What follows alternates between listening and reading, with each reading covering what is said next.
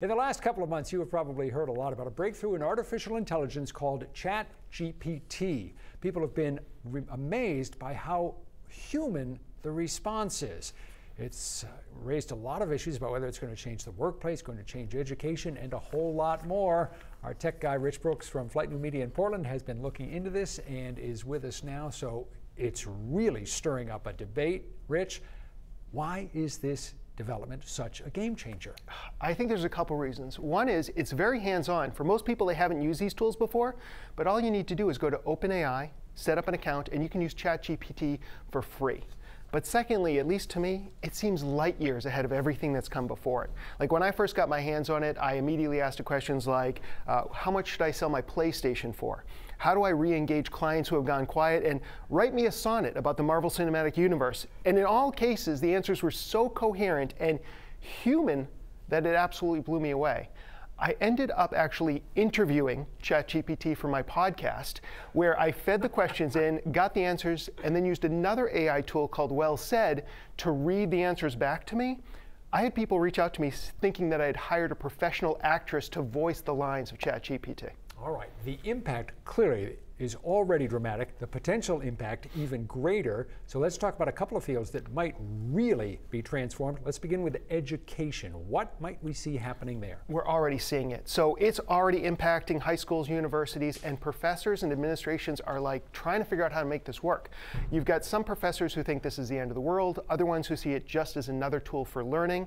They're changing the way they teach. They're requiring more oral exams in class, which obviously will cut down on this. Some professors are requiring the first draft of a paper to be written in class without the use of a computer.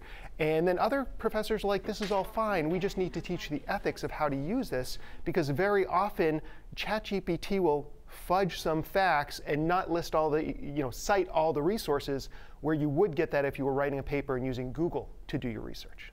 For centuries, human beings have been concerned about what changes in technology will do to their jobs.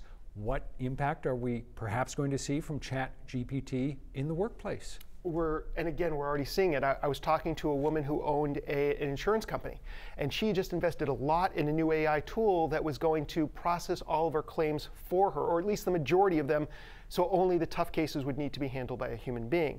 We're using ChatGPT in the office to help us write some scripts. The question of whether or not it will take our jobs is a tough one to answer, because throughout history, jobs have been lost to automation and technology.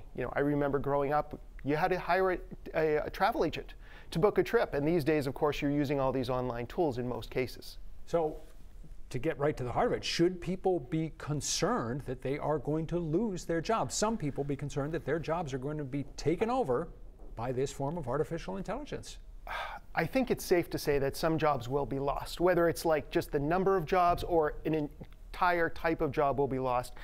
But the way that I look at it, these are tools that can really help us move forward. And I know marketers and illustrators and copywriters are all worried about a tool like ChatGPT or Midjourney taking their job away.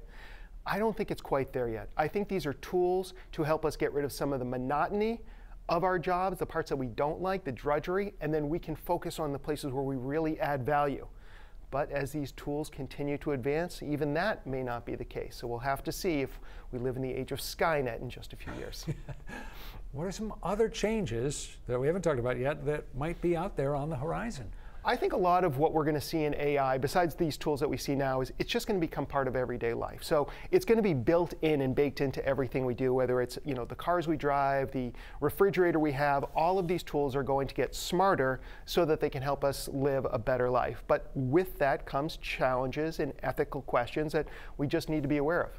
I'd recommend that anybody who thinks this is interesting, and obviously I think it's fascinating, go and start playing around with tools like ChatGPT and Midjourney and start to see what's there and think about, is this something that I could be using in my own job or my own life to make my life better?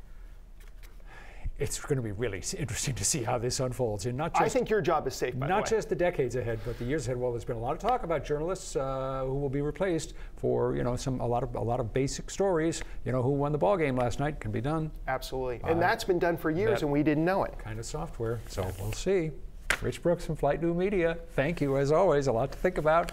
Stick around. We're going to be back with more of 207 right after this.